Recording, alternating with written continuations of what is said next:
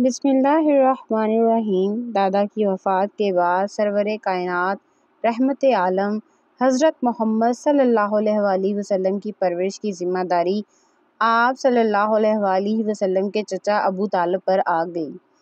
हज़रत अबू तालिब अपने भतीजे से बेपनाह मोहब्बत करते थे। जैसे जैसे हजूर अकरम के मौजज़ात रूनुमा होते गए तो हज़रत अबू तालिब की मोहब्बत में इजाफ़ा होता गया। हज़रत अबू तालिब माली लिहाज से कमज़ोर थे, लेकिन जब हजूर अकरम ने हज़रत अबू तालिब के दस्तरखान पर बैठना शुरू किया तो उनके दस्तरखान में ऐसी बरकत आ गई कि थोड़ा सा खाना भी पूरे ख़ानदान के लिए काफ़ी हो जाता। जब कभी मोहम्मद सल्लल्लाहु अलैहि वसल्लम घर पर ना होते तो सब खाना खाने के लिए दस्तरखान पर बैठ जाते थे। तो हज़रत अबू तालिब घर वालों को ये कहा करते थे कि हज़रत मोहम्मद सल्लल्लाहु अलैहि वसल्लम को आने दो, फिर खाना शुरू करेंगे। जब तक हज़रत मोहम्मद सल्लल्लाहु अलैहि वसल्लम तशरीफ़ ना लाते थे तो खाना शुरू न किया जाता था। जब तशरीफ़ लाते तो खाना शुरू किया जाता था। आप सल्लल्लाहु अलैहि वसल्लम के साथ खाना खाने में बहुत ज़्यादा बरकत हो जाती थी। सब पेट भरकर खाना खा लिया करते थे, फिर भी खाना बच जाता था। घर में जो कुछ भी खाने या पीने को होता तो सबसे पहले नबी करीम सल्लल्लाहु अलैहि वसल्लम को पेश किया जाता था, जिसकी बरकत से कम चीज़ भी सबके लिए काफ़ी पड़ जाती थी। एक बार मक्का में काफ़ी कहत पड़ गया। मक्का के लोग आपस में एक दूसरे को कहते थे कि लात और अज़ई से बारिश की दुआ की जाए ताकि बारिश हो और मक्का वाले कहर से निजात हासिल कर सकें। कुछ लोगों का यकीन था कि मनात बुत से दुआ की जाए तब बारिश होगी। इनमें से एक बुजुर्ग ने कहा कि तुम जाहिलों वाली बातें कर रहे हो। हमें हज़रत इब्राहीम अलैहिस्सलाम, हज़रत इस्माईल अलैहिस्सलाम की निशानी मौजूद है। तुम सीधे रास्ते को छोड़कर गलत रास्ता क्यों अपना रहे हो? लोगों ने कहा, ए बुजुर्ग, क्या आप अबू तालिब का नाम लेना चाहते हैं? इस बुजुर्ग ने कहा कि जी हाँ, मैं यही तो आपसे कहना चाहता हूँ। इसके बाद मक्का के लोग हज़रत अबू तालिब के घर की तरफ रवाना हो गए। इन्होंने हज़रत अबू तालिब के घर जाकर दरवाजे पर दस्तक दी। अबू तालिब ने दरवाज़ा खोला तो लोगों ने कहा, ए अबू तालिब, हम मक्का वाले अब मज़ीद कहत बर्दाश्त नहीं कर सकते। सब लोगों का भूख और प्यास से बुरा हाल है, आओ हमारे साथ दुआ करो। अबू तालिब के साथ रसूलुल्लाह सल्लल्लाहु अलैहि वसल्लम भी मौजूद थे। आप सल्लल्लाहु अलैहि वसल्लम ने ऐसे नज़र आ रहे थे जैसे कि रात के वक्त चांद चमक रहा हो। अबू तालिब के साथ हज़रत मोहम्मद के अलावा और भी बच्चे थे, लेकिन अबू तालिब ने हज़रत मोहम्मद सल्लल्लाहु अलैहि वसल्लम की उंगली पकड़ी हुई थी। हज़रत अबू तालिब और अपने भतीजे मोहम्मद का हाथ पकड़ काबे का तवाफ़ करने लगे। मक्का के लोगों की नज़र आसमान पर जमी हुई थी। आसमान बिल्कुल साफ था, किसी भी तरफ से बादल नज़र नहीं आ रहे थे। देखते ही देखते बादल गरजने लगे। देखते ही देखते बारिश बरसने लगी कि इतनी बारिश हुई कि हर तरफ पानी ही पानी नज़र आने लगा। रवायात में है कि हज़रत अबू तालिब और हज़रत मोहम्मद एक दफ़ा एक मेले में जा रहे थे। ये जगह अराफात से तकरीबन 8 किलोमीटर के फासले पर थी। हज़रत अबू तालिब और हज़रत मोहम्मद सल्लल्लाहु अलैहि वसल्लम जा रहे थे कि अबू तालिब ने हज़रत मोहम्मद से कहा, मेरे बेटे, मुझे प्यास लगी है। हज़रत मोहम्मद अभी बच्चे थे। इन्होंने कहा कि चचा जान, क्या आपको शदीद प्यास लगी है? हज़रत अबू तालिब ने जवाब दिया, जी मुझे शदीद प्यास लगी है। चचा की बात सुनकर आप सल्लल्लाहु अलैहि वसल्लम अपनी सवारी से नीचे आए तो आपने एक पत्थर पर अपनी एड़ी मारी। इस पत्थर से पानी निकलना शुरू हो गया। हज़रत मोहम्मद और हज़रत अबू तालिब ने पेट भर कर पानी पिया। जब दोनों सैर हो गए तो हज़रत मोहम्मद सल्लल्लाहु अलैहि वसल्लम ने अपनी एड़ी मारी। वो जगह इसी तरह बन गई जैसे कि पहले थी।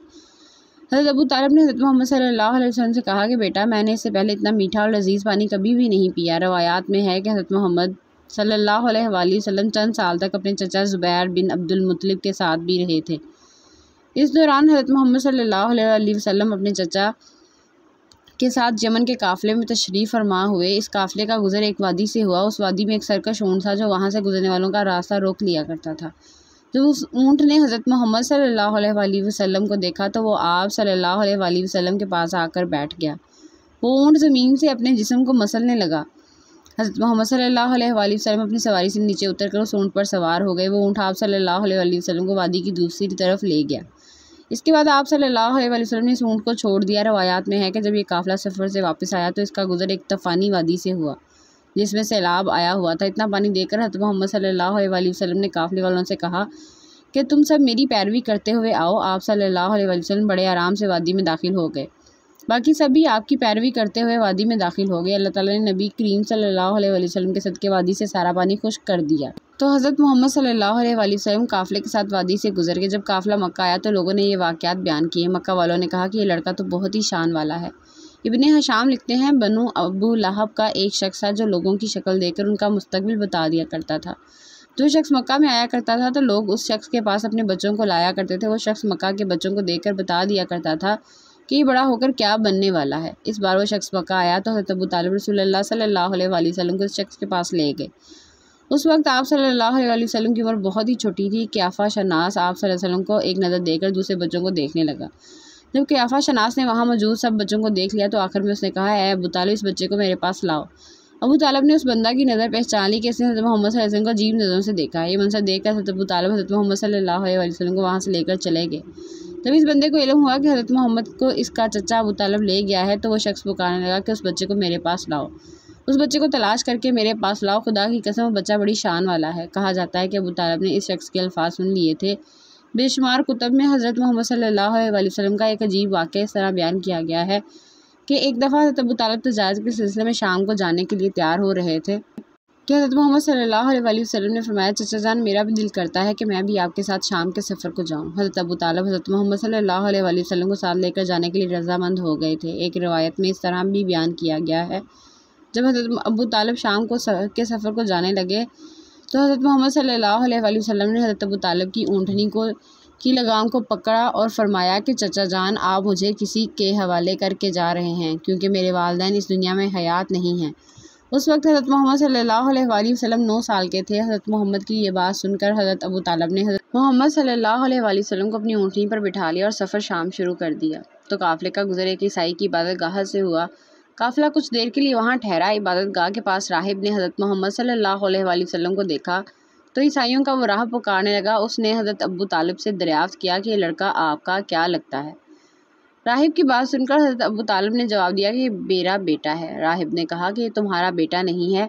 राहिब की बात सुनकर हज़रत अबू तालिब ने हैरान होकर पूछा, क्यों, आपका क्या मतलब है। राहिब ने जवाब दिया कि ये मुमकिन ही नहीं हो सकता कि इस लड़के का बाप इस वक्त ज़िंदा हो। इस लड़के में जो निशानियाँ मुझे नज़र आ रही हैं वो आखिरी नबी की हैं जिसका बाप इसके पैदा होने से पहले ही फौत हो गया होगा। इस नबी की निशानी ये भी है कि इसके बचपन में ही इसकी वालदा का भी इंतकाल हो चुका है। ये बात सुनकर हज़रत अबू तालिब ने इस राहिब से दरियाफ्त किया कि नबी क्या होता है। इस राहिब कहने लगा, इस लड़के को यहूदियों से महफूज रखना। राहिब की ये बात सुनकर काफ़िला आगे की तरफ रवाना हुआ। रवायात में है कि यह काफ़िला चलता चलता एक वादी में पहुंचा जहां पर बहीरा नामी एक राहिब की मशहूर खानका थी। बहीरा अपनी खानका में इबादत में मसरूफ़ था जिसका असल नाम जरजीस था। ये राहिब इल्म का समंदर था और ख़ानदानी राहिब था। इस ख़ानदान नस्ल दर नस्ल राहिबों का ही चलता आ रहा था, इसलिए इस ज़माने के लोग इसको सबसे बड़ा राहिब मानते थे। कुरैश के लोग वहाँ से गुजरा करते थे। इससे पहले कभी भी इस राहिब ने कुरैश वालों को अपने पास ठहराने को नहीं कहा था।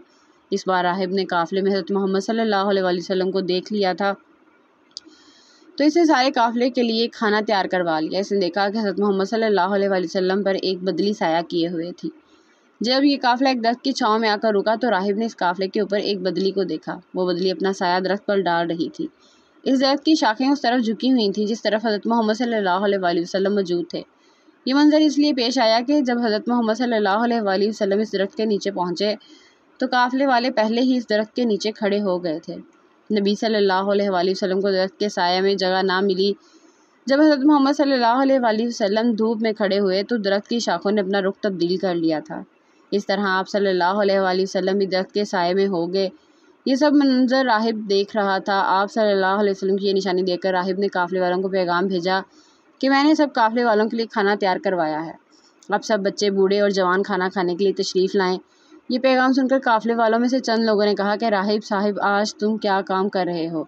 हम तो अक्सर ही इस खानका के पास से गुजरते थे। इससे पहले तो आपने कभी भी काफ़िले वालों के लिए खाने का इंतज़ाम नहीं किया। आज क्या ख़ास बात है? राहिब ने इनको जवाब दिया कि तुम बिल्कुल ठीक कह रहे हो। आप सब मेहमान हैं। मेहमान की मेहमानवाजी करना बहुत ही अच्छी बात है। इस तरह तमाम लोग राहिब के पास चले गए, लेकिन हज़रत मोहम्मद सल्लल्लाहु अलैहि वसल्लम इनके साथ ना गए। आप सल्लल्लाहु अलैहि वसल्लम को पड़ाव में ही छोड़ा गया था क्योंकि आप बहुत ही छोटे थे। आप सल्लल्लाहु अलैहि वसल्लम उसी दरख्त के नीचे बैठे रहे। राहिब को इन सब लोगों में वो निशानी नज़र न आई जो आखिरी नबी की निशानियों में से थी। इसने ये अजीब मंजर देखा कि वो बदली वहाँ ही रह गई जहाँ नबी करीम सल्लल्लाहु अलैहि वसल्लम थे। बदली का साफ मतलब ये था कि बदली उसी जगह पर है जहाँ अल्लाह के आखिरी नबी हैं। राहिब ने कहा कि कुरैश के लोगों, मैंने सब छोटे बड़ों की दावत की है। किसी को पीछे मत छोड़ कर आना। राहिब की बात सुनकर कुरैश वालों ने कहा कि सब लोगों को आपकी दावत पर आना था, उनमें से तो कोई रहा नहीं, लेकिन हम एक लड़के को पड़ाव में छोड़ आए हैं जो बहुत ही छोटा है। राहिब ने कहा कि मेहरबानी करके उसको भी काफिले के साथ ही बुला लिया जाए। राहिब ने कहा कि मैंने इस लड़के को आपके साथ देखा था। इसके बाद एक बंदा आप सल्लल्लाहु अलैहि वसल्लम को लेकर काफिले की तरफ चला गया।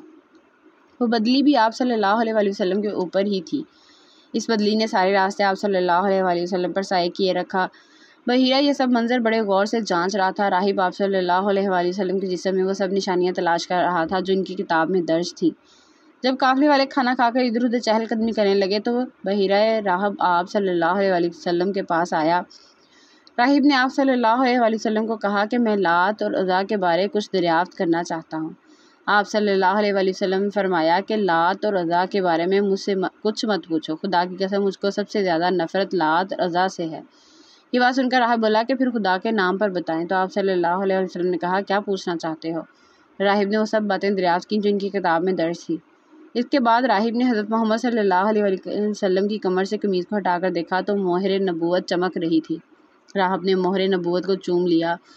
काफिले वाले ये मंजर देखकर हैरान हो रहे थे। इन्होंने कहा कि राहिब हज़रत मोहम्मद सल्लल्लाहु अलैहि वसल्लम पर ही दिलचस्पी ले रहा है। शायद इनके करीब हज़रत मोहम्मद सल्लल्लाहु अलैहि वसल्लम का रुतबा बहुत ही बुलंद है। मोहम्मद सल्लल्लाहु अलैहि वसल्लम से गुफ्तगू करने के बाद राहिब ने हज़रत अबू तालिब के पास आकर कहने लगा, आपका इस लड़के के साथ क्या रिश्ता है? राहिब की बात सुनकर हज़रत अबू तालिब ने कहा कि ये मेरा बेटा है। राहिब ने कहा, ये तुम्हारा बेटा हरगिज़ नहीं हो सकता। राहिब ने कहा, यह मुमकिन ही नहीं है कि इसका बाप जिंदा हो। राहिब की ये बात सुनकर हज़रत अबू तालिब ने कहा कि ये मेरा भतीजा है। राहिब ने पूछा कि इस लड़के का बाप कहाँ है? हज़रत अबू तालिब ने जवाब दिया कि इसका बाप इसके पैदा होने से पहले ही वसाल कर गया था। हज़रत अबू तालिब की बात सुनकर राहिब कहने लगा, ये दुरुस्त बात है। इसके बाद राहिब ने पूछा कि इसकी वालदा कहाँ है? हज़रत अबू तालिब ने कहा कि इनकी वालदा का भी चंद अरसा पहले इंतकाल हो गया। ये बात सुनकर राहिब ने कहा कि आप बिल्कुल दुरुस्त फरमा रहे हैं। अबू तालिब से सब बातें सुनकर राहिब ने कहा कि मेरी मानो अपने भतीजे को यहाँ से ही वापस ले जाओ और यहूदियों से अपने भतीजे को महफूज रखना। अगर यहूदियों ने तुम्हारे भतीजे में नबी की निशानियाँ देख ली तो वो आपके भतीजे को शहीद करने की कोशिश करेंगे। तुम्हारा ये भतीजा आखिरी नबी सल्लल्लाहु अलैहि वसल्लम है। ये बड़ी शान वाला है। आखिरी नबी सल्लल्लाहु अलैहि वसल्लम की शान के बारे में सब आसमानी किताबों में लिखा हुआ है। आखिरी नबी सल्लल्लाहु अलैहि वसल्लम के बारे में मैंने अपने अबा व अजदाद से भी बहुत कुछ सुना है। राहिब ने कहा कि मैंने ये बात आपको बताकर अपना फ़र्ज़ पूरा कर दिया है। इसको वापस लेकर जाना तुम्हारी ज़िम्मेदारी है। रवायात में है कि हज़रत अबू तालिब राहिब की बातें सुनकर खौफज़दा हो गए। आप सल्लल्लाहु अलैहि वसल्लम को वापस मक्का में ले आए। इस वाक़े के वक्त आप सल्लल्लाहु अलैहि वसल्लम की उम्र 9 साल की थी।